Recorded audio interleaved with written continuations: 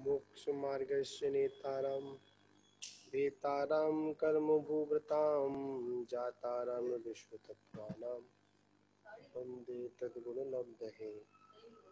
नमो अरिहन्ताणं नमो सिद्धाणं नमो आयरीयाणं नमो वज्रयाणं नमो लोहे सफसाहूणं। बोले आदिनाथ भगवान की जय, महावीर भगवान की जय। परम पूज्य आचार्य गुरुदेव 108 सन्मति सागर जी महाराज की जय। परम पूज्य आचार्य श्री 108 सौभाग्य सागर जी महाराज की जय। नमस्ते। चलिए, तत्वा सूत्र ग्रंथ का यहाँ पर वाचना चल रही थी। उस वाचना के अंतर्गत आज अपन 12वें सूत्र का और 7वें अध्याय का वाचन कर रहे थे अपन। तो इसमें आया था जगत काया स्वभावो व संवेग वैरागर्थ। इसी विषय को और अपन आगे लेते हैं। तो इसमें कल हम सब लोगों ने सही करो, उसको सही करो,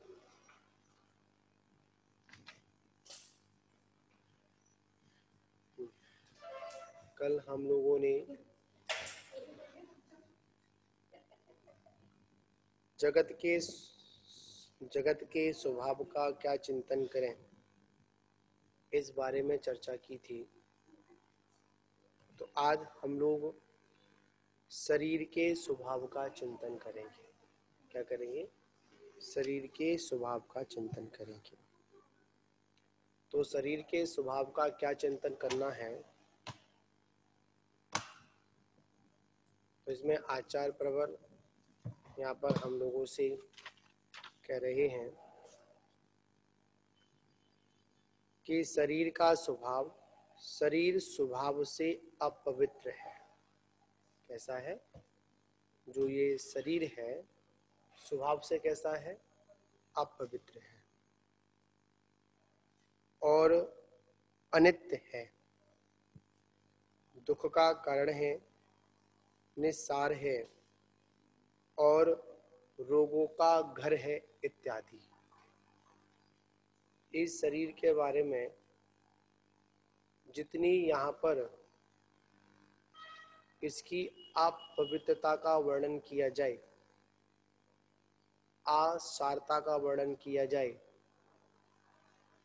वो आचार्य प्रविष्टि कहते हैं वो कम है। कैसा है? वह कम है,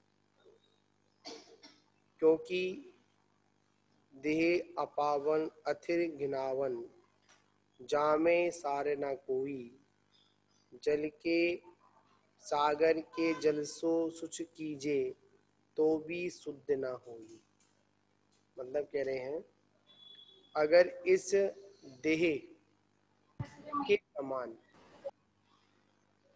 और कोई अपावन वस्तु नहीं है, और अगर सागर के जलों से भी अगर इस शरीर को अगर धोया जाए, साफ किया जाए, तो क्या होगा? तो भी ये शुद्ध होने वाला नहीं है।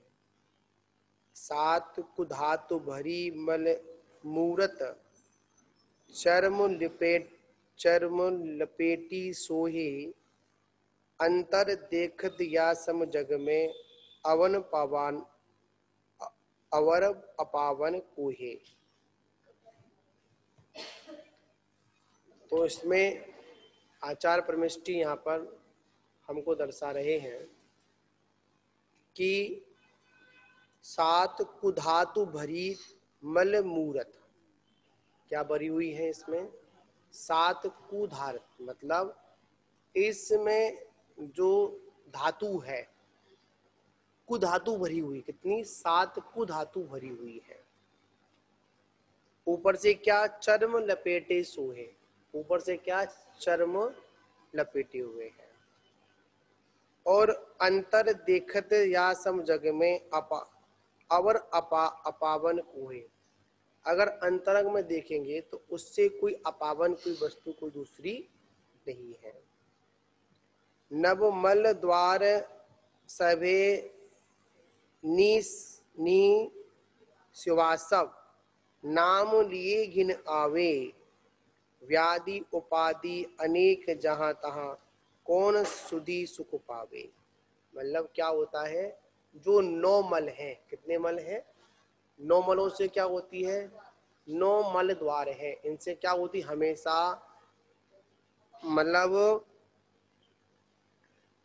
इनका नाम लेने मात्र से ही घिन आती है, ऐसी अपवित्र वस्तुएं 9 द्वारों से बहती रहती है।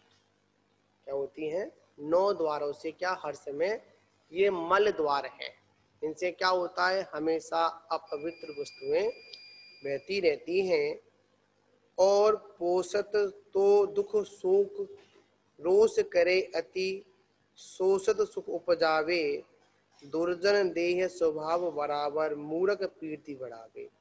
ये वैराग भावना के अंतर्गत उन्होंने यहाँ पर कहा, क्या कहा, जो मूर्ख जन होते हैं, जो मूर्ख प्राणी होते हैं, वो क्या करते हैं, इस प्रकार की इस शरीर में क्या करते हैं, रुचि करते हैं। क्या करते हैं, रुचि पैदा करते हैं।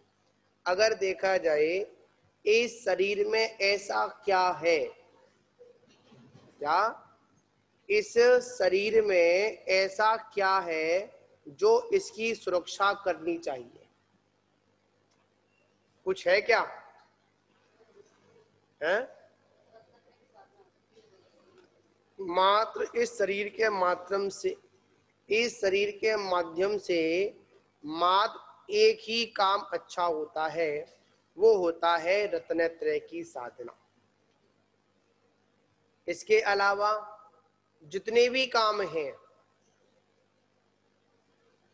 सब कैसे हैं, संसार बढ़ाने वाले हैं, दुख के कारण हैं, सुख के कारण नहीं है।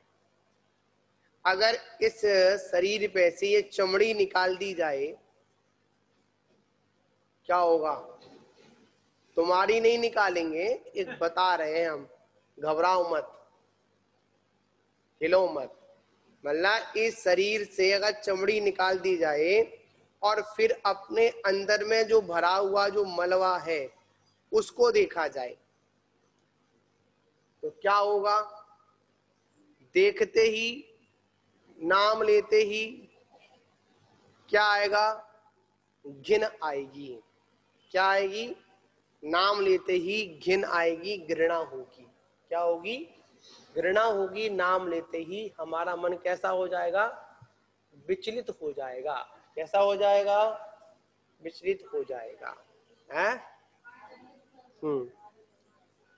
इस शरीर में ऐसा क्या है जो हमको रुचकर है, 9 मल द्वार है। कितने द्वार हैं, 9 मल द्वार है। इनसे क्या होता है, हमेशा गंदगी बहती रहती है। क्या बहती रहती है, गंदगी बहती रहती है। तो आचार्य क्या कह रहे हैं कि इस शरीर से प्रीति नहीं करनी है। किससे प्रीति नहीं करनी है, हाँ, शरीर कल छूटे तो आज छूट जाए, प्राण कल छूटे आज छूट जाए, रोटी कल छूटे आज छूट जाए। भोजन करते करते कितना समय हो गया,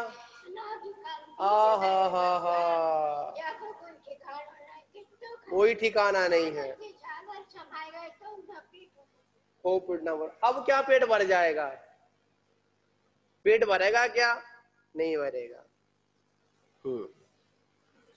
अब कह रहे हैं संसार और शरीर का स्वभाव का चिंतन करने से क्या लाभ होता है। करीब विगत दिनों से हम लोग जगत और काय के बारे में चिंतन कर रहे थे, बता रहे थे। तो इसमें कह रहे हैं आखिर में इनका चिंतन करने से क्या होता है, आखिर में क्या लाभ होता है, क्या व्यवस्था है। कुछ लाभ हो तो बताओ, वो तो करें, अन्यथा क्यों करें फालतू में हम। तो कह रहे हैं संसार और शरीर के स्वभाव का बार बार चिंतन करने से संसार के दुखों से भय, किससे? संसार के दुखों से भय और राग द्वेष का अभाव होकर वैराग्य में दृढ़ता आती है। क्या आती है? वैराग्य में दृढ़ता आती है। क्या आती है? कब आती है? जब हम संसार और शरीर का चिंतन करते हैं तब। और अगर गुरुदेव, हाँ जी गुरुदेव, माता जी का स्वास्थ्य ठीक है? हाँ ठीक है, बैठी है अभी तो। अच्छा जी। इधर वो लगा दो स्टैंड पर। छपक माता जी हैं, दिखा दो, कैमरा लगा दो।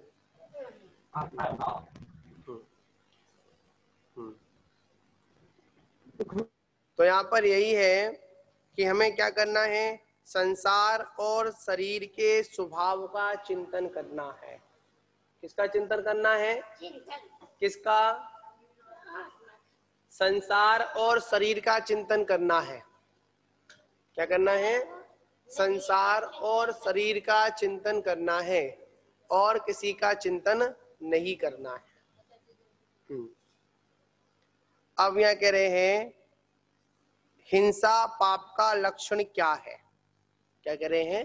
हिंसा पाप का लक्षण क्या है? तो इसमें कह रहे हैं प्रमथ योगात प्राण वियोपरूपणम हिंसा, मतलब प्रमत्त योग से प्राणों का वध करना हिंसा है। क्या कह रहे हैं? हिंसा क्या है? तो कह रहे प्रमत्त योगात प्राण विरूपणम हिंसा। तो कह रहे हैं प्रमत्त योग से, कौन से योग से? प्रमत्त योग क्या हुआ? प्रमाद के साथ में। किसके साथ में? प्रमाद के साथ में या प्रमाद से प्राणों का वध करना क्या कहलाती है? हिंसा कहलाती है। क्या कहलाती है? हिंसा कहलाती है। अब यहाँ पर कह रहे हैं प्रमत्त किसे कहते हैं? क्या कहा? प्रमत्त किसे कहते हैं? तो कह रहे हैं कसाय सहित अवस्था को प्रमत्त या प्रमाद कहते हैं। किसे कहते हैं? मतलब कसाय से सहित जो अवस्था है। क्या मैं देखो अंदर क्या कह रहे हैं कि कसाय से सहित जो अवस्था है। किससे अवस्था है? कसाय से जो सहित अवस्था है उसे क्या कहते हैं? हम उसको अपन प्रमत्त कहते हैं। क्या कहते हैं? प्रमत्त कहते हैं। उसे हम क्या कहते हैं? उसे प्रमाद कहते हैं।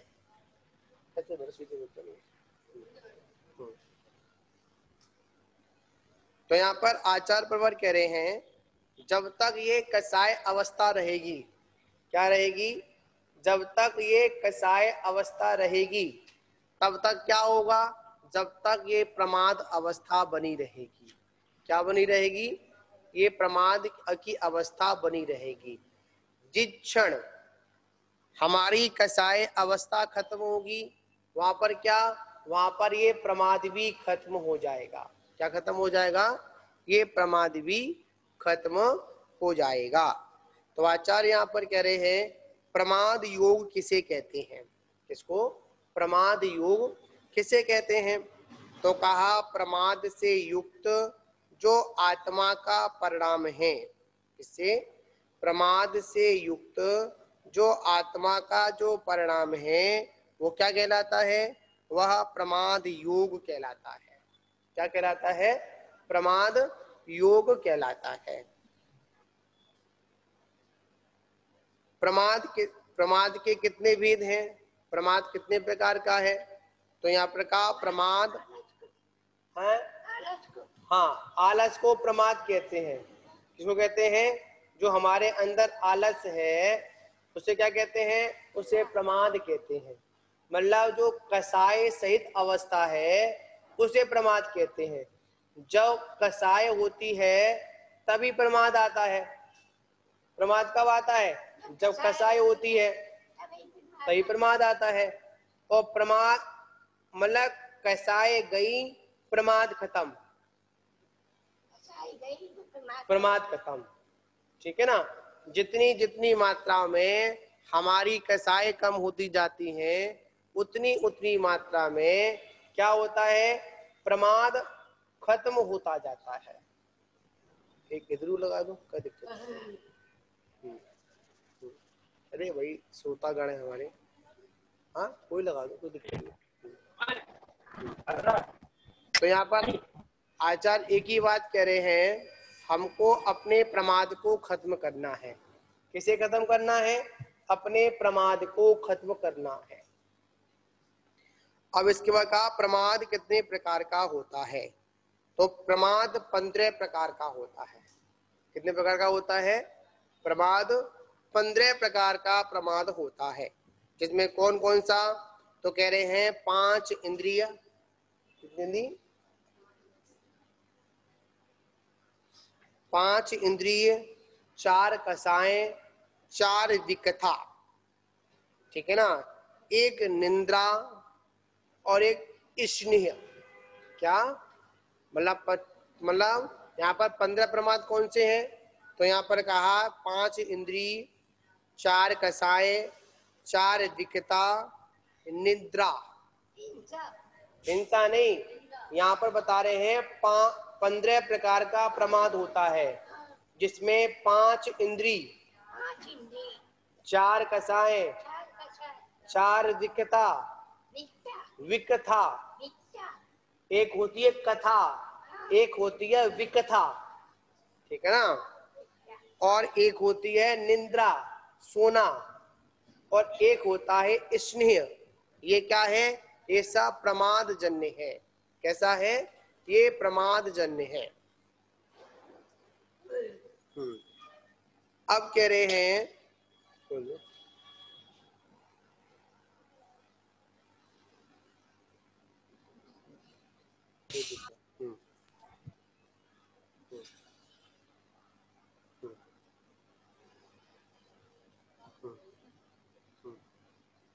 तो इसमें कह रहे हैं प्राणों का वियोग, मतलब प्राणों का वियोग करना मात्र हिंसा है, ऐसा ना कहकर प्रमत्त योग्यता विश्लेषण क्यों दिया? यहाँ पर आचार्य भगवंत कह रहे हैं कि हिंसा तो वो होती है, हिंसा क्या होती है? आप थोड़ा ऐसे बैठो, उनको बिठा लो, वो आ रहा है पीछे आ रहा है।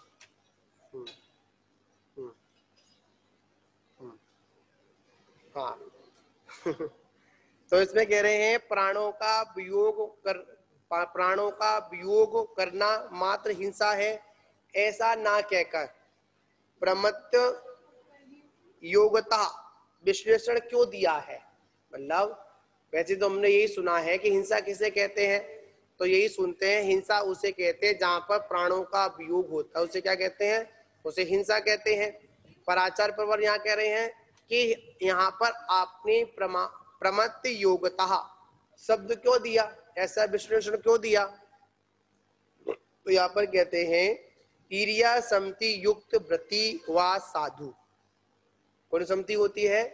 ईरिया समति के साथ में, के साथ में ईरिया समति से युक्त वृत्ति या साधु के अपने पैरों के उठाने पर, चलने के स्थान पर यदि कोई क्षुद्र प्राणी उनके पैरों से दब जाए और उनके संबंध से मर जाए तो भी उनके निमित्त से थोड़ा भी पाप का बंध नहीं होता, ऐसा आगम में कहा है।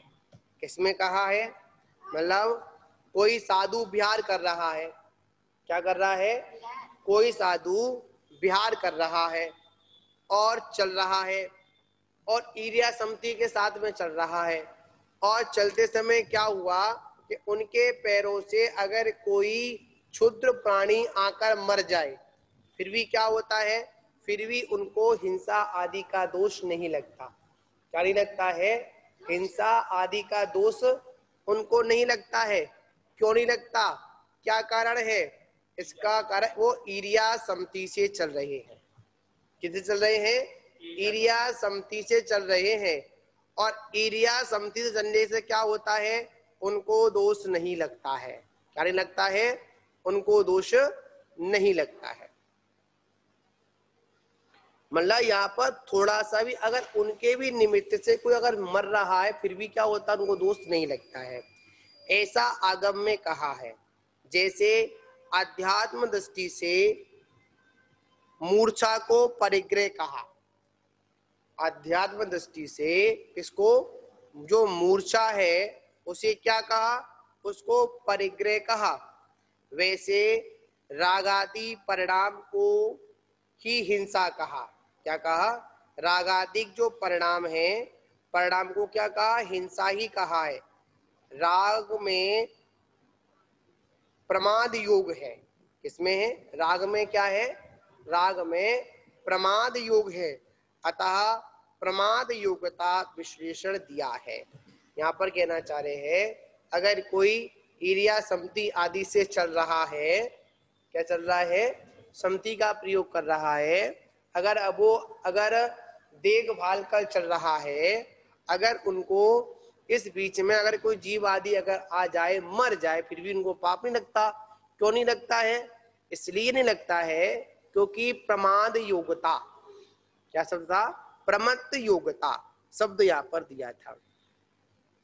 अब कह रहे हैं प्राणों का वियोग ना होने पर भी प्रमाद योगी को हिंसा क्यों?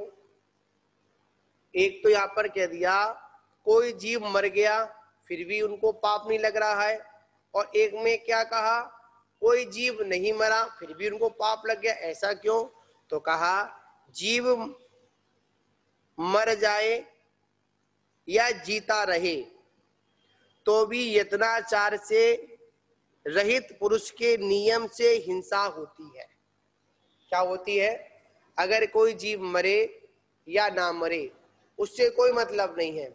अगर वो यत्नाचार पूर्वक रहित चल रहा है, अगर सावधानी पूर्वक नहीं चल रहा है, तो उसके लिए हिंसा, मतलब उसको हिंसा का बंध होगा। किसका बंध होगा? हिंसा का बंध उसके होगा। होगा मतलब जो देखभाल कर नहीं चल रहा है, चाहे को जीव मरे या ना मरे, फिर भी क्या होगा? उसको कर्म का बंध होगा। और एक व्यक्ति देखभाल कर चल रहा है, अगर उसके नीचे कोई जीव आकर मर जाए फिर भी उसको कर्म का बंध नहीं होता। क्या नहीं होता? फिर भी उनके कर्म का बंध नहीं होता है। उसके द्वारा हिंसा के हो जाने पर भी हिंसा का पाप बंध, मतलब यहाँ कह रहे जो यत्नाचार पूर्वक प्रवृत्ति करता है उसके द्वारा हिंसा के हो जाने पर भी हिंसा बंध, मतलब हिंसा पाप का बंध उसे नहीं होता है। अगर कोई जीव मर जाए फिर भी अगर यत्नाचार पूर्वक प्रवृत्ति कर रहा है तो उनके कर्म का बंध नहीं होता है। प्रमाद युक्त आत्मा पहले स्वयं अपने द्वारा ही अपना घात करता है।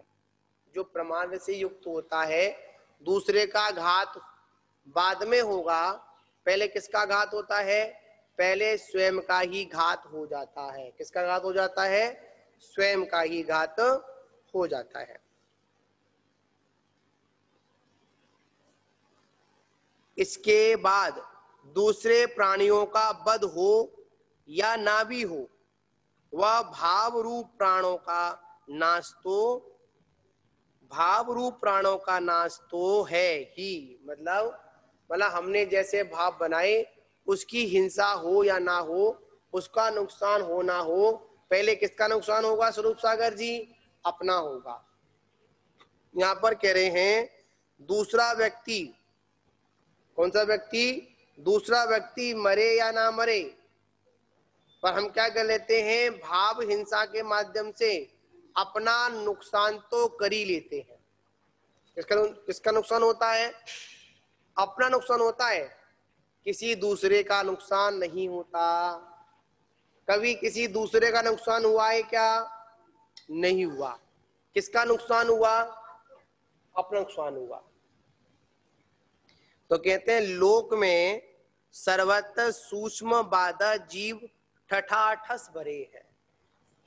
कैसे हैं? ठसाठस बड़े हुए हैं।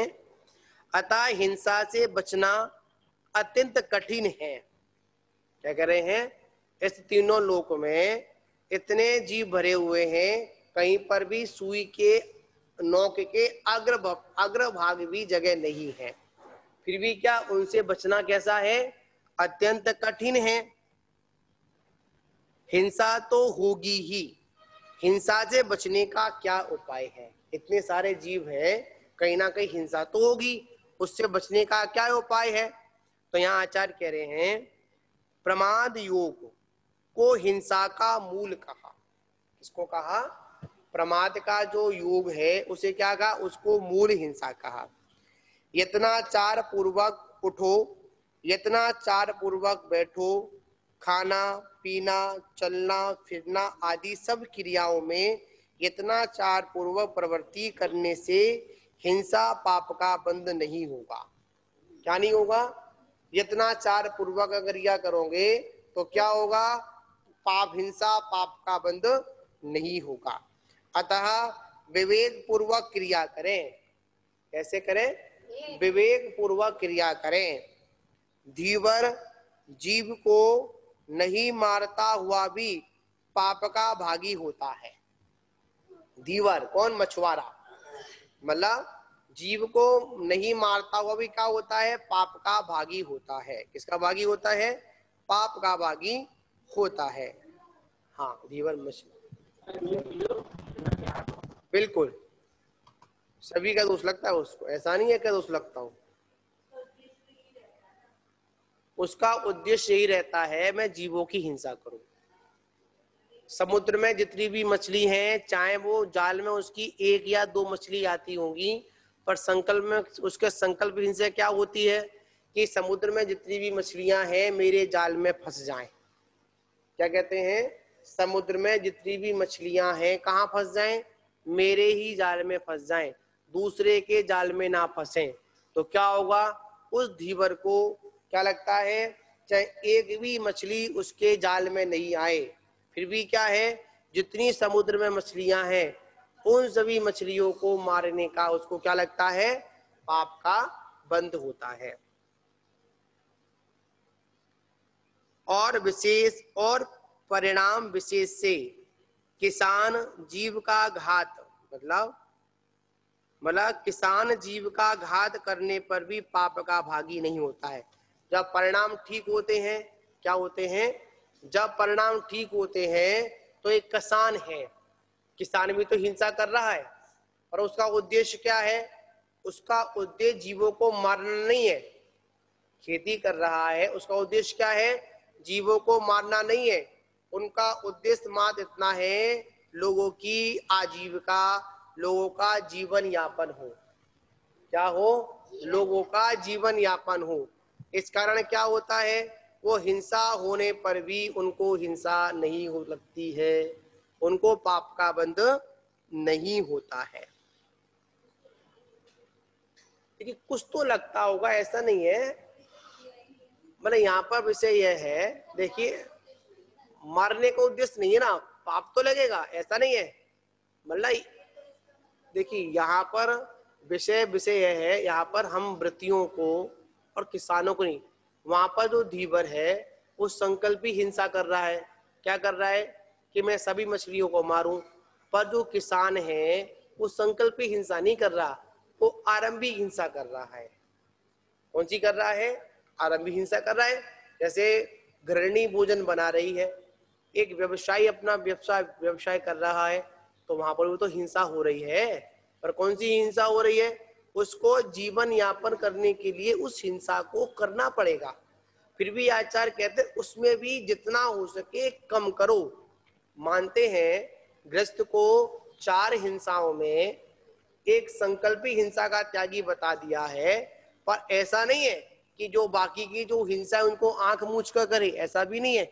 वहां पर आचार्य कहते हैं जितना हो सके कम से कम, कितना, जितना हो सके कम से कम यत्नाचार पूर्वक अपनी प्रवृत्ति करें। क्या करें हम लोग? यत्नाचार पूर्वक क्या करें? अपनी प्रवृत्ति करें। उसमें क्या नहीं करना है हम लोगों को? बिल्कुल भी प्रमाद नहीं करना है, ठीक है ना। तो किसान को पाप को नहीं लग रहा, उसका मात्र एक ही कारण है, वो यत्नाचार मतलब उसका आरंभी हिंसा, संकल्पी मतलब आरंभी हिंसा, विरोधी हिंसा और उद्यमी हिंसा के अंतर्गत आ गया, इसलिए वहां पर उसको पाप का भागी नहीं बताया है, क्योंकि वो संकल्पी हिंसा, मतलब वो ऐसा संकल्प करके हिंसा नहीं कर मेरे को इसको मारना नहीं है, इसको खत्म ही करना, ऐसा इस तरह का उसका भाव नहीं होता है, ठीक है ना। तो यहाँ पर इसी बात को समझना है कि पापों के मतलब भावों के माध्यम से क्या होता है। आचार्य कहते हैं कि जब हम भाव बनाते हैं तो दूसरे का नुकसान हो या ना हो, पर अपना नुकसान तो अवश्य वहां पर हो जाता है।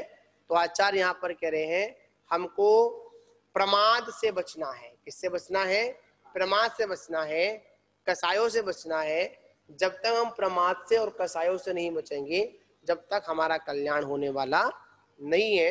अब द्वितीय ग्रंथ की वाचना को प्रारंभ करते हैं। जय बोलो महावीर भगवान की जय।